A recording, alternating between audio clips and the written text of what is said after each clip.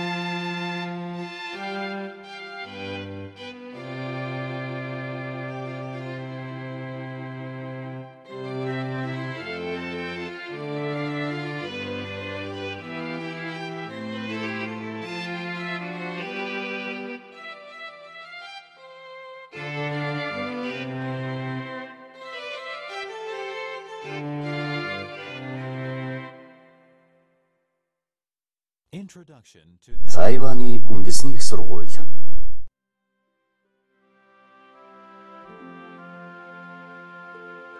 The predecessor of National Taiwan University. Тайваны үндэсний их сургууль нь түүхийн худалснаа Тайбэй сургууль нэртэйгээр 1928 онд байгуулагдсанаар эхэлсэн бөгөөд тэр үед хүмүүнлэгийн ухааны болон хуулийн 2 коллежтэй байлаа.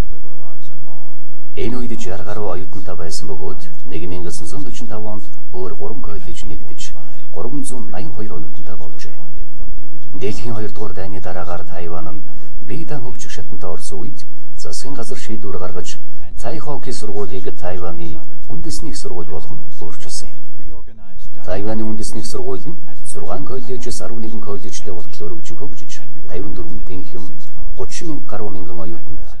Түүнээс суралцагчид 17,000, төгсөгчид 14,000 гаруй байна.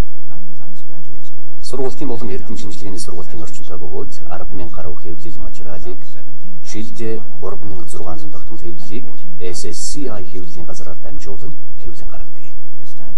Тайваны үндэсний сургууль нь Тайван улсын хөгжилд өөрийн хувь нэмрээ 75 жилийн туршид оруулахын зэрэгцээгээр хүмүүнлэг байгальд зохицсон мэргэжилтэн бэлтгэх зорилготой юм.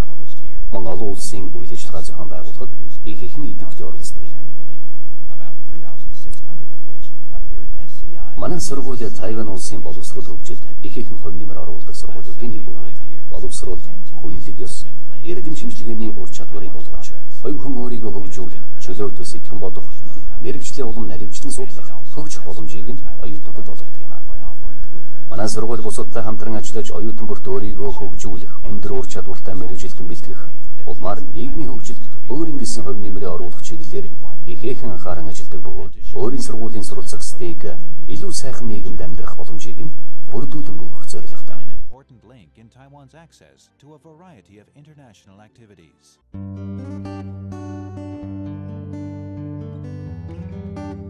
Нааг Мөнхчин гэдэг би Тайваны улсын их сургуулийн хуулийн факультетэд 1-р курс оюутан. Тэгээ Тайванд анхын намар хүрч ир суралцсан. Тэгээ Тайван улс их таалагдж байгаа. Тэгээ Тайван улсын талаар их мэдээлэл цуглуулсан. Тэгээ яагаад Тайванд сурах болсон бэ гэвэл аав ээж хоёр маань л надад сонгож өгсөн дөө. Өмнө ээж маань энэ ирж исэн. Аль бисны айлчлаар. Тэгээд ээж аав хоёртойгоо ярилцж байгаа. Тэгээ өөрийнхөө хүссэн мэрэгчлэрээ одоо суралцж байгаа. Манай сургууль бол Тайванд угаасаа номер 1 гэдэгт хүн болгоо эргэлцэхгүй. Ялангуяа манай хуулийн факультетээр дундаа хамгийн алдартай нь. Хуулиараа Тайванд номер 1 энэ департаментд сурж байгаад би өөртөө маш их баяртай байгаа. Яг нь Азад сурж байгаа гэхлээр гэрээсээ нэг олдохгүй те нэг сэтгэл санааны бэлтгэл бол гайгүй байна. Мэдээж их сургуульд орж байгаа юм чинь өмнө тодорхой хэмжээний бэлтгэлийг шаардлагатай ангилны тодорхой хэмжээний мэдлэг 10 жилийн англи бол өөр шүү дээ. Academic English бас өөр. Тэгэл тодорхой хэмжээний хэлний бэлтгэлээ хангаад тэгээд ер нь хятадд сурахаас өмнө дахиад маш сайн хятадлын бэлтгэл хийсэн байхад бол ер нь ямар ч мэрэгчлэр сурсан ямар нэгэн төгдрөл хүндрэл очихгүй байх давуу талтай. Тайваны их сургуулийн оюутан Амар ер нь одоо ингээл хятад хэл амар хэрэгтэй болсон шүү дээ зайшгүй. Англи хэл одоо хэрэглээ болж байгаа шиг. Хятадтай хэл залгаа Монголд бол зайшгүй хэрэгтэй болсон. Тэгээд өмнө нь Бээжинд сурч байсан л та. Тайванд арай илүү боломжтой, илүү цэвэрхэн хүмүүс нас хятадуудыг бодвол арай илүү соёлтой, илүү тусрахаг тий. Яг өөр нь уус хятад хэл зайшгүй сурах шаардлага гарсан. Тэгээд Тайван хятадтай хоёр сонголт байгаа шүү дээ. Тайван дээр юм. Хүмүүнлэгийн ухааны коллеж нь 1928 онд Тайбэй засаглалын үед Японы эзэмшлийн үед байгуулагдсан бөгөөд Эрдэнэ коллеж. Дараагаар нь хүмүүнлэгийн ухааны болон хуулийн гэж хоёр болж хуваагдсан. Хүмүүнлэгийн ухааны коллеж 8 танхимд гадаад хэл, уран зохиолын чиглэлээр мэргэжилтэн бэлтгэн хэл, соёл, түүх, антрополог, мэдээллийн технологи, Япон судлал, Тайваны уран зохиол чиглэлээр оюутан сургууль. Мөн хэл шинжиллийн болон Тайваны уран зохиол судлалын сургуультай. Шинжлэх ухааны коллеж нь өмнө Тайпей хөдөө аж ахуйн их сургуулийн харьяанд байж байгаад 1945 онд шинжлэх ухааны болон хөдөө аж ахуйн коллеж болон өргөжин хуваагджээ. Одоогоор 7 тэнхим математик, физик, хим, астроном, газар зүй, атмосфер судлалын тэнхим гэх мэт 8 сургуультай бөгөөд оюутнуудад эрдэм шинжилгээний ажил хийх боломжтой тоног төхөөрөмжөөр бүрэн тоноглогдсон барилга байх боломжтой. Астрофизик болон социологийн сургуультай. College of Social Sciences. Нийгмийн ухааны коллеж. 1945 онд их сургуулийн нэгэн бүрэлдэхүүн хэсэг байж байгаад 1999 онд хуулийн сургууль болон Бидан коллеж болоход үлдсэн тэнхимийг нийгмийн ухааны коллеж болгон өөрчилсөн. Нийгмийн ухааны коллеж нь улс төр шинжлэх ухаан, эдийн засаг, хуулийн эрх зүйн чиглэлээр мэргэжилтэн бэлтгэнэ. 4 тэнхим 6 салбар сургуультай. Улс төрийн боловсрол, нийгмийн ухаан, эдийн засаг, олон улсын сэтгүүл зүй. Анагаах ухааны коллеж. Тайпей эмнэлгийн суурин дээр 1897 онд байгуулагдаж, 1900 Тайпей засаглалын үед засгийн газрын эмнэлэг болж дараагаар нь 1945 онд их сургуулийн салбар сургууль болон хөгжсөн.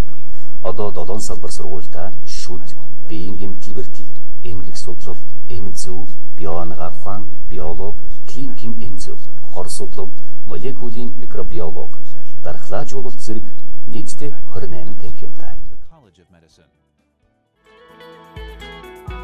College of Engineering. Инженерийн коллеж. Инженерийн коллеж нь 1945 оноос хойш Бидан хөгжиж байгаа бөгөөд одоогоор 5 тэнхим 11 салбар сургуультай. Иргэний байгууламж, механик инженер, химийн үйлдвэрлэлийн инженер, далай судлал, материалын технологи, байгаль орчны инженер, барилга, байгууламж, төлөвлөлт, үйлдвэрлэлийн инженер, пирамид босгох технологи инженер гэх мэт.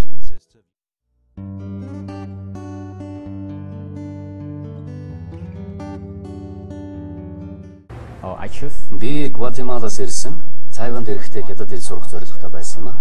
Хятад хэл сурах хугацаанд өөрийн сургалтыг их сургуульд олон улсын бизнесийн чиглэлээр өргөжлүүлэн суралцж байна. Бид бүхэн бизнесмен болох, мөн өөрийн болон Тайванд мэргэжлэр ажиллах, эсвэл бусад оронд фермерийн чиглэлээр ажиллах төлөвлөгөөтэй байгаа. Энд хятад хэлийг маш сайн судалж мэдэх бүрэн боломжтой байна. My name is Victoria. I'm a student. Намайг Виктория гэдгээ. Би санхүүгийн чиглэлээр суралцж байгаа. Өмнө нь дунд сургуульд байхдаа оюутан солилцоогоор анх ирээд энд хятад хэл сурах өөрийн мэргэжлэр зэрэг авахар шийдсэн. Тайваны үндэсний их сургууль хятад хэл сурангаа мэргэжлийн зэрэг авах боломжийг бүрдүүлсэн шилдэг сургуулийн нэг юм. Өнөөдөр Орос улсад хятад хэл сурах маш чухал болоод байгаа бөгөөд хятадтай хэлдэг учраас хэлийн хотоос ирсэн. Хятад хэл сурснараа өөрийн мэргэжлээ ахиулах, ажил мэргэжилтэй болох боломжийг надад өгөх юм. Био ухаан ба хөдөө аж ахуйн коллеж. Анх 1945 онд хөдөө аж ахуйн чиглэлээр сургалт явуулж ирсэн бөгөөд 2002 оноос био ухаан, хөдөө аж ахуйн коллеж болон нэрээ өөрчилсөн.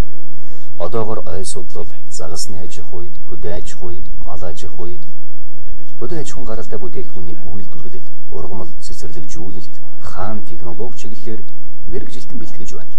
Хүнс судлал, шинжлэх ухааны сургуультай. The college was renamed the College of Bioresources. Менежментийн коллеж. 1945 онд худалдааны дээд сургууль нэртэй байснаас хойш хэд хэдэн удаа нэрээ өөрчилсөн.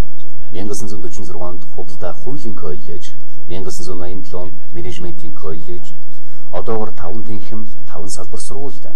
Онол хэрэглээг хослуулсан сургуулийн арга техниктэй, бизнесийн удирдлага, нэгтлэн бодох бүртгэл, санхүү олон улсын бизнесийн харилцаа, олон улсын бизнесийн удирдлага мэргэжлэр оюутан бэлтгэнэ. Нийгмийн эрүүл мэндийн коллеж. 1993 онд байгуулагдсан нэг тэнхим 7 салбар сургуультай нийгмийн эрүүл мэндийн бодлого, менежмент, мэргэжлийн өвчин, үйлдвэрлэлийн эрүүл ахуй, халдвар судлал, эрүүл мэндийн үйлчилгээний зохион байгуулалт, байгаль орчны эрүүл мэнд хамгаалалтын эм зүй.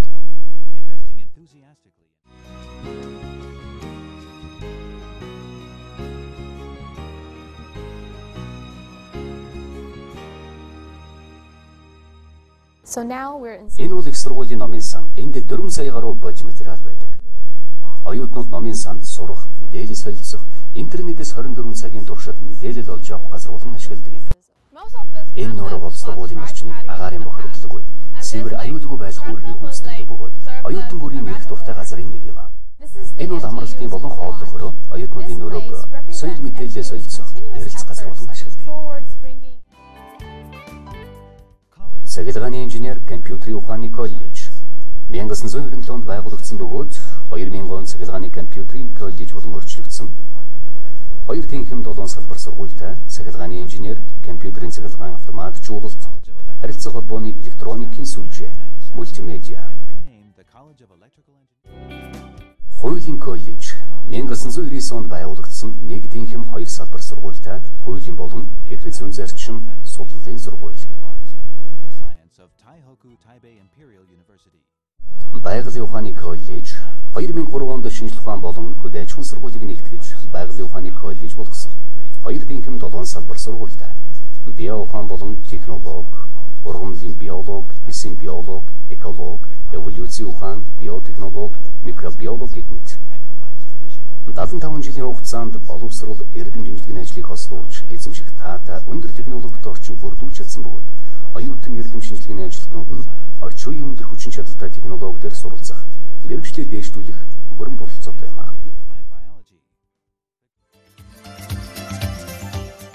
Орон орны олон мянган залуус энд сурч боловсрол эзэмшиж байна. Тэд өөрийн эх орондоо очиод салбар бүртээ тэргүүлэгч нь болдог юм. Монгол залуус юунаас дутх вүлээ?